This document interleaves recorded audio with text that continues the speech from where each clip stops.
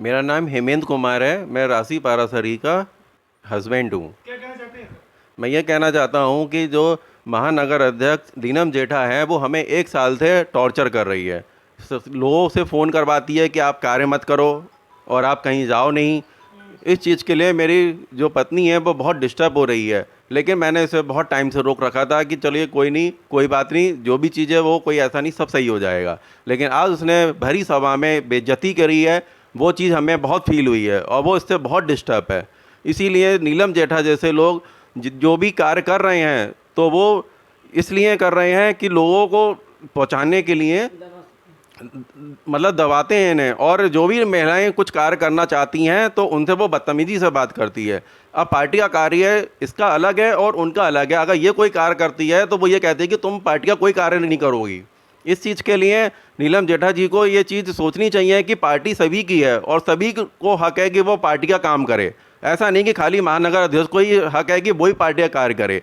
उसे उन्हें, हमारी जो पत्नी है, उन्हें ऊपर से जो भी आदेश आते हैं तो वो सारे कार्य करती हैं। और इनके एनजीओ में कम से कम 200-250 महिलाएं हैं और वो इस पोजीशन पे हैं कि वो लोगों की हेल्प करती हैं। हर किसी से, हर किसी का दुख तकलीफ देखती हैं, कोई परेशानी है वो सॉल्व करती हैं और लोग बहुत उम्मीद लेके इनके पास आते हैं कि हमारा कार्य होगा। लेकिन ऐसे में अगर हमारी पत्नी अगर इनके शिकार बनती है और अगर आवाज़ नहीं उठाती है तो ये चीज़ के लिए तो और परेशानी है कि लोग ये समझेंगे जैसे सभी महिलाएं दब गई हैं और कुछ नहीं बोल पाती हैं, ना कंप्लेन कर पाती हैं, ना अपनी शिकायत कह पाती हैं किसी से। अगर इन्होंने भी ऐसा किया तो ऊपर तक कोई इसकी आवाज़ नहीं जाएगी और वो इसी तरह से मनमानी करती रहेगी। आप क्या चाहते हैं? हम ये चाहते हैं कि नीलम जेठा जी जो भी हैं, इनों के जितनी भी महिलाएं हैं सबके साथ एक सही से व्यवहार करना चाहिए। इस तरह का व्यवहार नहीं होना चाहिए कि किसी को भी इतनी प्रॉब्लम हो। इस टाइम हमारी मिसेज को बहुत ज़्यादा डिप्रेशन में आ गई हैं कि इन्होंने इस तरह से भरी सभा में इंसल्ट किया है इन्हें। आप योगी से मिलेंगे जाके? हम इस चीज़ के लिए शासन प्रशासन और योगी तक जाएंगे जिससे कि पता तो चले कि ये कर क्या रही हैं। किसी भी महिला को इतनी पावर नहीं है कि वो इसके खिलाफ बोल पाए। इसीलिए जो कोई गलत है उसके लिए, सभी के लिए रूल है कि जो गलत कर रहा है तो उसके लिए आवाज़ उठानी चाहिए, जिससे कि हमारे ऊपर जितने भी लोग बैठे हैं इन्हें पता तो चले कि ये कर क्या रही है। क्या नाम है आपका? नमस्कार, मेरा नाम राशि पाराशरी एडवोकेट है। मैं जिला शोध प्रमुख भाजपा हूँ और बाकी शशि सोशल वेलफेयर सोसाइटी की अध्यक्ष हूँ। मैडम, आज पार्टी कार्यालय में मीटिंग थी महिलाओं की, क्या हुआ है आपके साथ? भैया, मेरे संग जो हुआ है वो अकथनीय है, निःशब्द हूँ। आज मैं, एक महिला की इतनी बेइज्जती हुई है 50-60 महिलाओं में।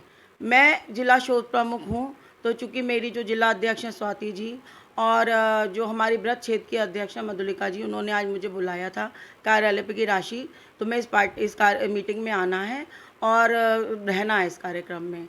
तो मैं चली गई।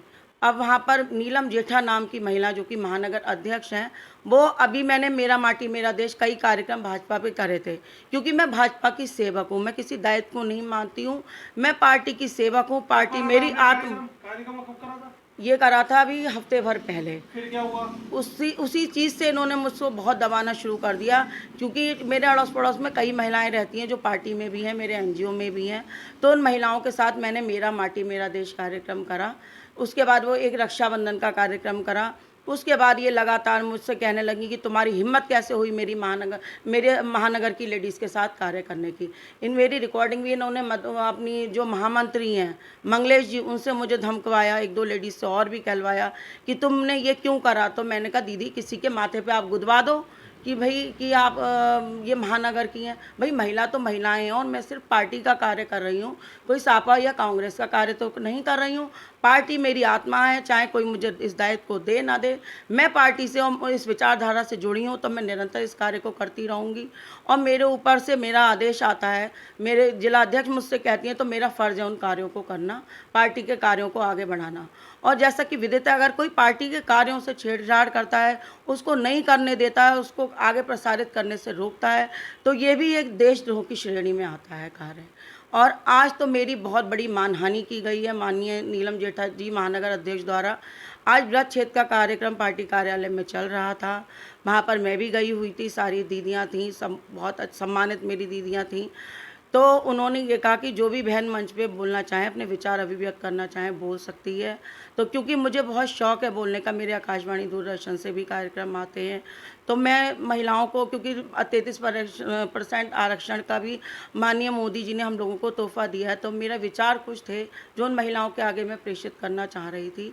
लेकिन वहीं से नीलम जेठा जी ने तुरंत ललकारा कि अगर ये बोली, ये यहाँ इसका आने का कोई दायित्व नहीं है, ये जिला शोध प्रमुख है, ये मंच पे नहीं चढ़ सकती है और ये कुछ नहीं बोल सकती। अगर ये बोलेगी तो मैं ये यहाँ से चली जाऊँगी, इसको नहीं बोलने दूँगी, चाहे कुछ भी हो जाए।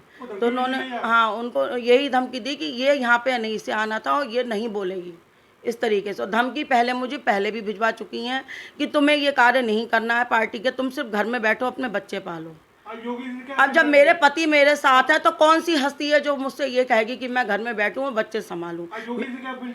माननीय योगी जी से मैं यही कहना चाहूँगी कि देखिए, पार्टी की बहुत स्वच्छ पार्टी है, हमारी पार्टी एक निसंदेह इतनी अच्छी पार्टी है जो महिलाओं को निरंतर जोड़ रही है, आगे बढ़ा रही है। और मैं माननीय मोदी जी का तहे दिल से शुक्रगुजार हूँ कि उन्होंने 33% आरक्षण भी किया है।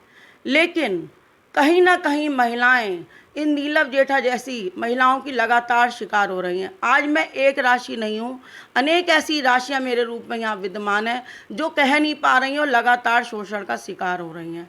उनसे ये कहा जाता कि फलां के संग खड़ी मत हो, फलां के संग मत प्रोग्राम करो, फलां के संग मत फ़ोटो खिंचाओ, जहाँ कहो वहाँ बैठूँ, जहाँ कहो वहाँ खड़ी हो। तो ये बताइए, मैं यही सरकार से पूछना चाह रही हूँ कि क्या अध्यक्ष का दायित्व यही होता है? अध्यक्ष का दायित्व कार्य करना नहीं होता है? अगर आप अध्यक्ष हो तो इसका मतलब ये है कि आप सारी महिलाओं को संग लेकर चलिए। मैं भी एनजीओ चलाती हूँ, मेरे संग भी 200-250 महिलाएं हैं और सब मेरी बहनें हैं। कभी मेरा किसी से वैमनस्य नहीं रहा और हम बहनों का फ़र्ज़ है कि अपनी बहनों